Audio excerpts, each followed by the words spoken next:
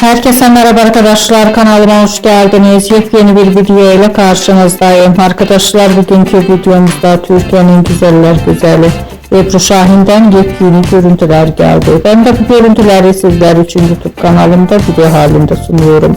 Umarım beğenirsiniz. Arkadaşlar, videomu beğendiyseniz kanalımı izlemeyi ve bildirim butonuna basmayı unutmayın. Şimdilik benden bu kadar olsun. Yeni videomuzda görüşmek üzere. Hoşça kalın.